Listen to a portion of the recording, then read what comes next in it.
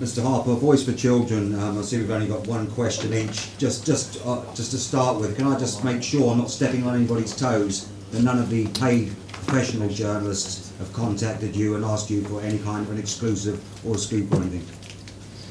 No, I've been contacted by one journalist in Jersey, and I think that was Chris Stone from the BBC, who emailed me. I gave an interview, I think, to BBC Jersey last week, but up until then, none of them had contacted me, no. So nobody's asked you for an exclusive today. That's fine. So just want to get, if I've only got one question. Now I noticed around the room, the room's full, there's about 20 people in here and a lot of journalists, and I noticed when you were talking about the skull and the fresh and fleshed bones when burnt, none of the local journalists were writing anything until I made it pretty obvious.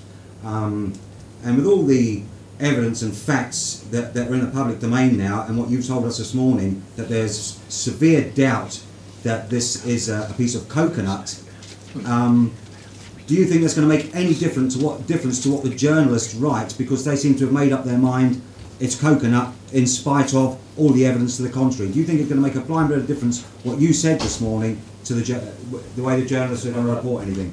No, I mean, going on their past record, I don't think it will, because there is easily available written evidence and open source evidence that this respected anthropologist in Sheffield made this statement to an equally respected anthropologist in Jersey who recorded it, that these bones were fleshed and fresh when they were burnt and buried.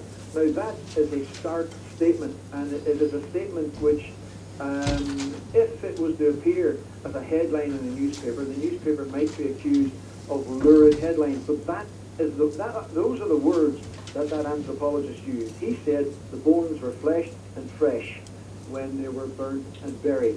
And yet that has been ignored. It's been ignored by Mr. Gradwell. That statement report seems to have disappeared. It was ignored by Mr. Workup. It's been ignored by BDO. And in truth, it has been ignored by the Jersey media. And just on the first one, the child's skull, the media are reporting that you're adamant that there's absolutely no scientific data, no scientific evidence whatsoever that shows that this is a piece of coconut. Absolutely not, no.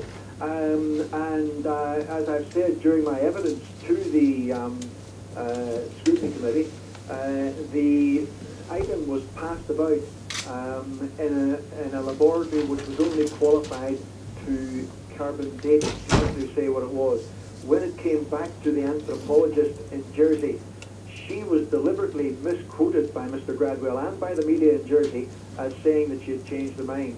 Her written notes, which are easily available and which the media could have checked, quite clearly state that this is not the case. She said she cannot now be so certain as to what it is because it had changed its shape, texture, form or whatever, and that it would need to be scientifically examined. Now, I've never seen any statement or heard any scientific evidence which could be legally used to say that this item was wood or coconut. And of course, we have the company originally saying that they found, I think it was 1.6 collagen in this fragment, and that's never been explained either, how they could find collagen in this item, because collagen is only found in mammals and it's never ever found in either coconut or wood, so that's never been explained.